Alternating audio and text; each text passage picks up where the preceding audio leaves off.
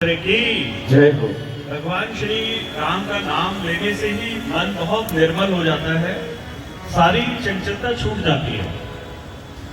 तो वही भगवान श्री राम, जैसा कि उन्होंने माता कौशल्या को कहा जाकर के कि पिताजी ने, राजा दशरथ ने मुझे वन का राज दिया है।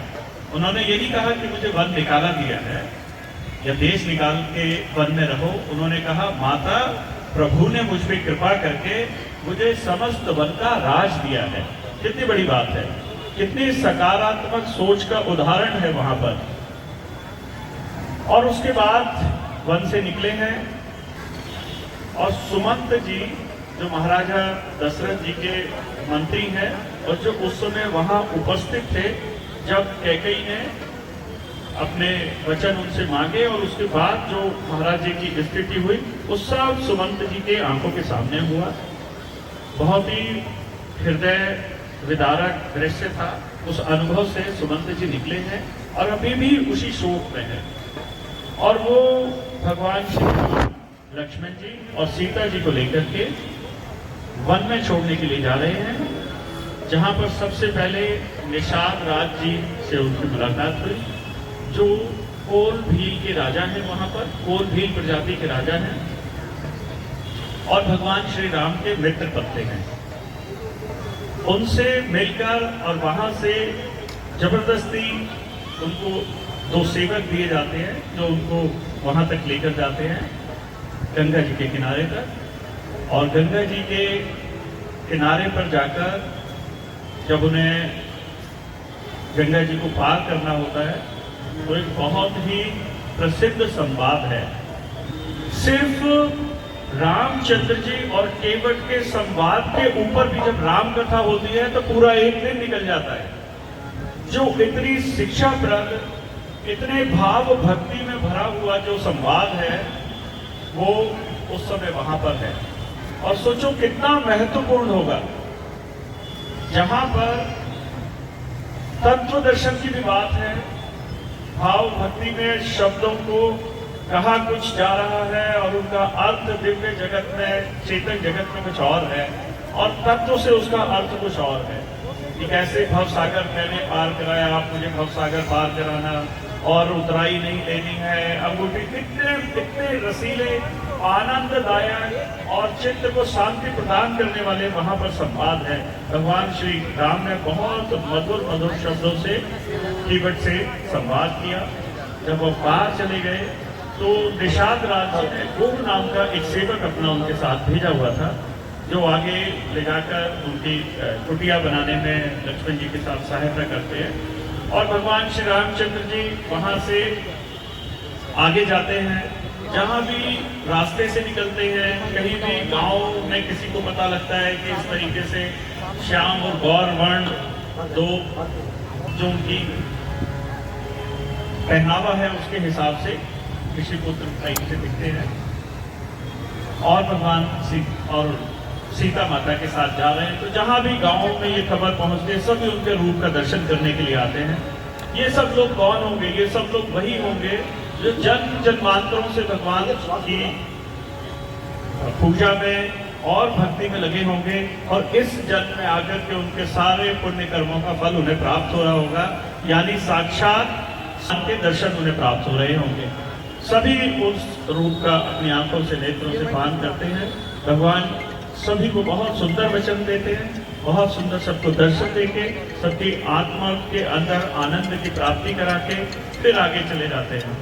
और आगे जाकर के वो वाल्मीकि जी के आश्रम में पहुंचते हैं, चित्रकूट धाम। और वहां उनसे वाल्मीकि जी ऋषि से कहाँ ठहरे पूछते हैं। तो वहां एक छोटी सी ऊंचाई पे, छोटी सी पहाड़ी पर उनकी कुटिया बना देते हैं और वो वहां पर रहते हैं। और वहीं पर जब ये कथा यहाँ तक है, उसके बाद पीछे कथा चल रही है। तो भगवान श्री राम का वन गमन हो गया, किस तरीके से उन्होंने सभी जीवों को दर्शन दे करके आनंद की प्राप्ति कराई।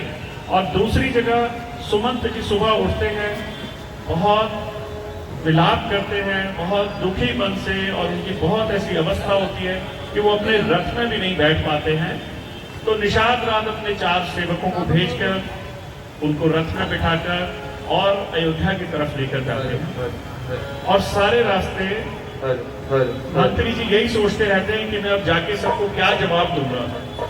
तो वो पहुंच तो जाते हैं, मगर उनका राजधानी में, क्षेत्र में, अयोध्या जी में घुसने का हिम्मत नहीं हो पाती, तो वो रुक जाते हैं। जब शाम होती है तो चुपचाप जाते हैं, रथ को खड़ा करते हैं और अंदर महलों में प्रवेश करते हैं।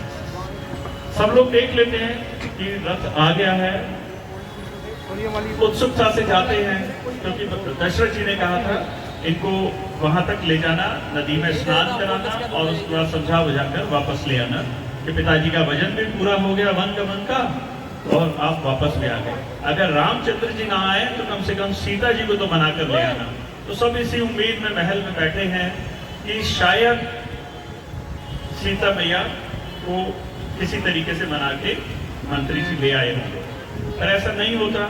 सभी लोग बहुत शोक में हो जाते हैं। फिर भरत जी को बुलाया जाता है, भरत जी आते हैं, बहुत गुस्सा होते हैं और उसके बाद भगवान जी से मिलने के लिए चित्रकूट जाते हैं। ये लीला रहेगी। चित्रकूट के बाद में आगे भरत जी वापस अयोध्या खड़ाऊ लेकर अपने बड़े भ्राता की आज्ञा से आ जाते हैं और भगवान श्री राम जी आगे पंचवटी की ओर बढ़ जाते हैं, जहाँ वो कुछ समय तक रहने वाले थे। ये तो है ऊपरी कथा कि ऐसी ऐसी घटना चक्र हुआ, लेकिन इस घटना चक्र में जो करने वाले और जो देखने और सुनने वाले और जो आज तक उस कथा को सुन रहे हैं, उनके हृदय की स्थिति क्या होती होगी? कितने प्रेम से, कितने आनंद से, कितने सुकृति के भाव से भर जाता होगा कि जैसे सर्प को मणि मिल गई हो, ऐसी उपमाएं दी जाती हैं। सांप मणि के बिना और सांप मणि के साथ, तो इस तरीके से उपमाएं दी जाती हैं। बहुत ही परम आनंद देने वाली कथा है आज की। सुनने से ही मन में बहुत हर्ष होता है, बहुत आनंद आता है। आराम से बैठें, आराम से बैठें, शांति से बैठें, अपने चित्त को कथा में लगाएं। हमारा मन हमेशा या तो भविष्य के बारे में विचार करता है या भूतकाल की चिंता करता है, परंतु एक नियम है कि जब हम कथा में बैठें तो उसी क्षण और उसी पल के विषय में ध्यान दें, अपनी स्थिति में ध्यान दें। मैं कहाँ पर हूँ, क्या देखने के लिए, जगत को छोड़कर, सारे घर के कामों को छोड़कर क्या देखने के लिए आया हूँ, और भगवान की इतनी सुंदर लीला, भगवान की इतने दिए हुए प्रसादों का मैं सब रोज आनंद लेता हूँ। तो क्या 5 मिनट मैं उस कथा से अपने हृदय और अपनी आत्मा को प्रसन्न ना करूं? जरूर करूं। ये सब जो यहाँ हम आ रहे हैं, बैठ रहे हैं, देख रहे हैं, चारों तरफ आपको बहुत मनोहारी, बहुत ही भव्य ये व्यवस्थाएं दिखाई दे रही है। श्री धार्मिक रामलीला कमेटी द्वारा आयोजित इस रामलीला का मंचन कई मान्यों से बहुत ही मुख्य और बहुत ही विशेष है। एक इस स्थान को आपने अन्य दिनों में भी देखा होगा, तो इसको ऐसा बनाने में कितनी मेहनत लगी होगी।